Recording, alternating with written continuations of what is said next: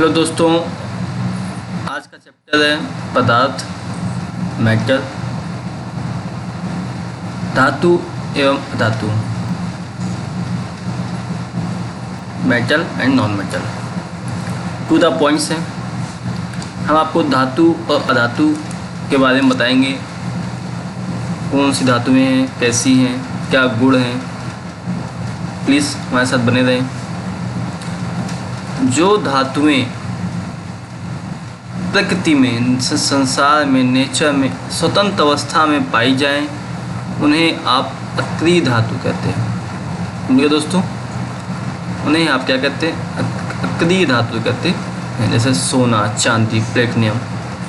ठीक है। और जिन जिन धातुओं को आप पीट कर पतली सी चादर बना सकें, वही धातुओं के इस गुण को आघात वर्ध्यता कहते हैं। और जिन धातुओं को आप पीट कर या किसी प्रकार से खींच कर एक लंबी तार बना दें, धातुओं का यही गुण तन्यता कहलाती है। समझ गए दोस्तों?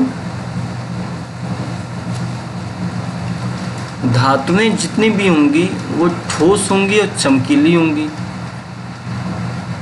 और जो भी धातुएं होती हैं विद्युत की दोस्त होती हैं, मतलब सुचालक होती है। आपने उसमें धारा प्रवाह कर दी एक बार, भैया करंट लगेगा। दूर रहिएगा, लगाना मत कभी भी ऐसे मन में। पता चला चांदी लगा दी तुमने स्विच में और चिपक गए उसी में। धातुएं धन आयन बनाती हैं। समझ में आया दोस्तों? छोटे छोटे गुण थे धातुओं के, आपने देखे। अब धातुओं में आइए, जस्ट उल्टा। अगर वो राम है तो रावण। धातुएं ठोस एवं चमकीली नहीं होती हैं। अगर धातुएं धन आयन बनाते हैं तो अधातुएं ऋण आयन बनाती हैं, और अधातुएं विद्युत की कुचालक नहीं, मतलब दुश्मन होती हैं। कॉपर में कभी भी जंग लग जाए, कॉपर में जंग लगेगी तो उसका रंग कैसा हो जाएगा? हरा। याद रखिएगा दोस्तों, कॉपर में जंग लगी तो उसका रंग आपको कैसा दिखाई पड़ेगा? हरा दिखाई पड़ेगा। पूछ सकते हैं आपसे कुछ अच्छे लोग, आप एग्जाम में पूछ सकते हैं, मन होगा उनका, तो इसलिए आप कुछ चीज़ों को याद रखिए। ठीक है दोस्तों, आगे देखते हैं। आधात्विक ऑक्साइड की जो प्रकृति होगी, उसका जो नेचर होगा, वो हमेशा अम्लीय होता है। कैसा होता है? अम्लीय होता है। जो धातु एसिड या धातु अम्ल से अभिक्रिया करके हाइड्रोजन गैस उत्पन्न करते हैं, इसलिए मैं वन लाइनर है, आप आराम से देखिए, पॉइंट टू पॉइंट है। और हाइड्रोजन गैस जलने पर पॉप ध्वनि उत्पन्न करती है। अब क्या देखते हैं? कॉपर सल्फेट का जो जलीय विलयन होगा, जब आप उसमें जिंक डालेंगे, कॉपर सल्फेट का आपने विलयन लिया, उसमें आपने जिंक डाल दिया, जैडन डाला, तो जो कॉपर सल्फेट का जो रंग हो जाएगा, उसका जो नीला रंग क्या हो जाएगा? अदृश्य हो जाएगा। क्यों? क्योंकि जो जिंक है वो अधिक अभिक्रियाशील होता है, और वह कॉपर को क्या कर देता है? अलग कर देता है। ये क्वेश्चन आ सकता है। पारा, मरकरी अंग्रेजी में एक ऐसी धातु है जो कमरे के तापमान पर द्रव अवस्था में पाई जाती है। कहाँ देखते हैं आप? डॉक्टरों क्या देखते नहीं है, थोड़ा नापता है आपका टेम्परेचर, पारा में डालता है। सल्फर डाइऑक्साइड जल में विलय होती है, और जब जल में विलय होती है तो सल्फ्यूरिक एसिड बनता है, सल्फ्यूरिक एसिड, जो पर्यावरण के लिए हानिकारक है, हमारे लिए भी हानिकारक है। और बता दो, ऐसा हो सकता है कि कोई धातुएं हों सब चाकू से काट सके? क्वेश्चन आ सकता है। भैया धातु कहाँ लोहे को तुम चाकू से काट पाओगे? भाई नॉर्मल से नहीं काट पाएंगे आप। लेकिन दो धातुएं हैं जिनका नाम याद रखें आप, सोडियम और पोटेशियम। ऐसी धातुएं हैं जिन्हें आप चाकू से भी काट सकते हैं आसानी से। फास्फोरस एक ऐसा सक्रिय धातु है जिसको खुली वायु में रखेंगे आप, आग पड़ लेगा। इसलिए ऑक्सीजन के संपर्क में ना आए ये, तो आप क्या करते हैं? इसमें जल में डुबो कर रखते हैं। मैग्नीशियम रिवर को वायु में जलाने पर मैग्नीशियम ऑक्साइड बनता है। पॉप ध्वनि क्या है? हाइड्रोजन गैस को उपस्थिति को दर्शाता है। ऐसी अभिक्रिया जिसमें अधिक अभिक्रियाशील धातु कम अभिक्रियाशील धातु को यौगिक से बाहर कर दे, इसे ही यौगिक का विस्थापन कहते हैं। तब सीधी सी बात है, आप समझ रहे हैं ना पोस्ट बात को। कम अभिक्रियाशील जो धातु है, अधिक अभिक्रियाशील धातु जो है वो कम अभिक्रियाशील धातु को उसके यौगिक से बाहर निकाल देगा, तो विस्थापित कर दिया ना, तो विस्थापन क्रिया हो गई।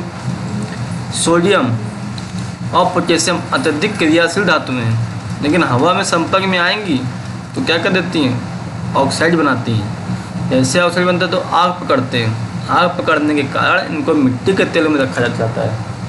अगर आप 11th 12th में हैं या 9th या 10th में है तो आगे वाली क्लास में आप देखेंगे, जब भी कभी लैब जाएंगे आप तो देखेंगे सोडियम पोटेशियम को मिट्टी के तेल में रखते हैं और जादू का कुछ और ही दिखाता है सोडियम पोटेशियम मिला करके। आप कहते हैं बताओ आग लग गई, समझे। सोडियम तथा पोटेशियम को जैसे आप खुली वायु में रखेंगे दोस्तों तो उसमें आग लग जाती है, याद रखिएगा। सोडियम पोटेशियम उधर फास्फोरस था। एक ही तत्व के जो अलग अलग रूप हैं उन्हें अपर रूप कहते हैं। रूपों से परे अपर रूप, कई रूप हो जाए वो अपर रूप कहलाते हैं एक ही तत्व के। जैसे कार्बन, कार्बन के 2 अपर रूप है, हीरा और ग्रेफाइट। समझ गए दोस्तों। अब धातु अधातु तो ही गए, अब दोनों को अगर आपने मिला दिया तो भैया बन जाती है मिश्र धातु। हम मिश्रा हैं, हम मिश्र हैं, हम मिश्रित हैं सभी जातियों के। हमारे पास सभी का ज्ञान है, जाति प्रथा पे नहीं आएंगे, लंबा चैप्टर हो जाएगा, इसी में आते हैं। तो धातु और धातु का मिश्रण हो जाएगा, वो मिश्र धातु है। जैसे आपने देख रहे हैं आज का स्टेनलेस स्टील, एल्यूमिन, कांसा, बहुत अच्छी धातु हैं ये। आगे देखिए, निम्नलिखित में आप किसको पीट कर पतली चादरों में परिवर्तित कर सकते हैं। सल्फर को सल्फर ऑक्साइड कर सकते हैं, फास्फोरस को नहीं भैया, जिंक को। सभी धातुएं तन्य होती हैं, याद रखिए। फास्फोरस बहुत सक्रिय धातु है। धातुएं ऊष्मा और विद्युत की सुचालक होती हैं। आयरन कॉपर की अपेक्षा अधिक क्रियाशील होता है और धातुएं अम्लों से अभिक्रिया कर हाइड्रोजन स्थापित करती हैं। समानता धातु अम्लों से अभिक्रिया करती है, नहीं, धातुएं नहीं करती अम्लों से। सोडियम बहुत अभिक्रियाशील धातु है, सही बात है, ट्रू है। कॉपर जिंक सल्फेट विलयन से जिंक स्थापित करता है, कदाचित नहीं। कोयले को खींचकर तार बना सकते हैं, बनाया कभी कोयले को खींच कर तार, बन जाएगा, नहीं बन पाएगा ना, तो क्या है फालतू में परेशान हो जाए।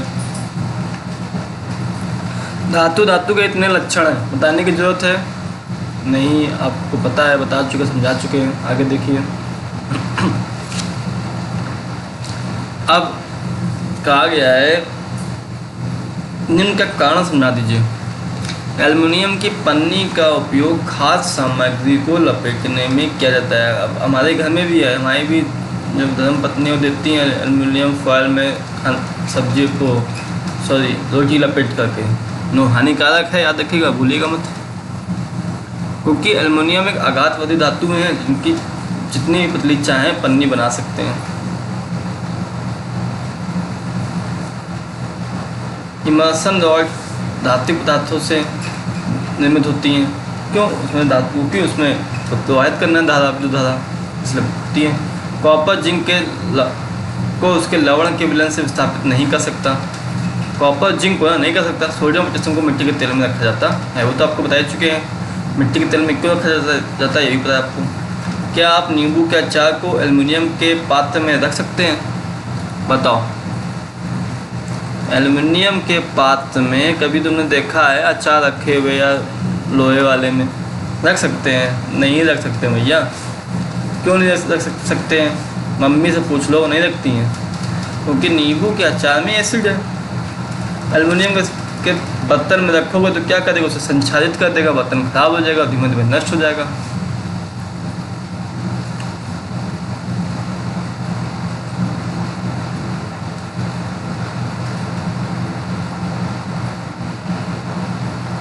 कॉपर को लंबे समय तक आप नमी वाली वायु में रखेंगे तो उसमें एक हरे रंग की परत चढ़ जाती है। इस हरे रंग की परत का नाम क्या है? Copper hydroxide.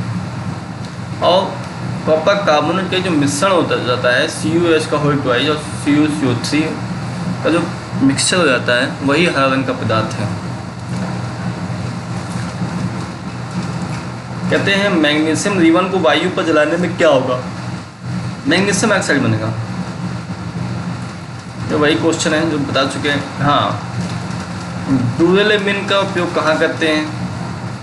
आपने देखा होगा इसमें धातु का उपयोग वायुयान के विभिन्न भागों को बनाते हैं, बर्तन बनाते हैं, प्रेशर कुकर बनाते हैं। आपका प्रेशर कुकर वेस्टीज का है, किसका है, कोई भी धातु का होगा वो ड्यूरेलेमिन होगा। आभूषण बनाने में हम 24 कैरेट सोने का उपयोग करते हैं। हाइड्रोकार्बन नाम से ये हाइड्रोजन धन कार्बन हो गया। ये 3 यौगिक कौन से हैं? मीथेन, एथेन और प्रोपेन। सबसे सरल हाइड्रोकार्बन कौन सा है? मीथेन। सोल्डर क्या है, कहाँ उपयोग करते हैं? सोल्डर एक मिश्र धातु है जो टिन और लेड के मिश्रण से बनाते हैं। टिन SnO, इसे बिजली के तारों को जोड़ने में उपयोग करते हैं। हीरा एक रंगहीन पारदर्शी ठोस पदार्थ होता है, विद्युत का कुचालक होता है। और ग्रेफाइट काला, चमकदार, ठोस, मुलायम, चिकना और फिसलदार होता है, विद्युत का सुचालक होता है। याद रखिएगा। मिश्र धातुएं बनाने का क्या फ़ायदे हैं, क्यों बनानी पड़ी मिश्र धातुएं? क्योंकि अधिक मजबूत और कठोर होती हैं, जंग नहीं लगता और उपयोगी वस्तुएं बनती हैं। आप दुकानदार के पास गए और अपने दहेज में कह दिया लड़की वालों से भैया 24 कैरेट सोने का आभूषण चाहिए, और वो मना कर रहे हैं तो भैया नहीं दे पाएंगे, बहुत महंगा आता है। उनको बेचारे को नहीं पता, आप उनको बता दीजिए। फिर पहली बात तो आप जिद मत कीजिएगा आपको 24 कैरेट सोने का ही आभूषण चाहिए, ऐसा नहीं हो सकता कभी। क्यों नहीं हो सकता है? सोना एक मुलायम धातु होती है और 24 कैरेट का जो सोना वो बहुत ज़्यादा मुलायम होगा। अगर आपने उससे आभूषण बनाया तो आपका आभूषण बनेगा नहीं, क्योंकि वो अपना आकार नहीं रख सकते। इस कारण से 24 कैरेट सोने का आभूषण नहीं बनता है। समझ गए? पता चला लड़ाई करते हो तुम, नहीं नहीं नहीं, हमें वही चाहिए। सबसे सरल हाइड्रोकार्बन का नाम बताइए? मीथेन। सोल्डर बता चुके हैं आपको। ठीक है दोस्तों, चैप्टर आपका फिनिश होता है। धातु वाला हमारे साथ बने रहे। आपका धन्यवाद।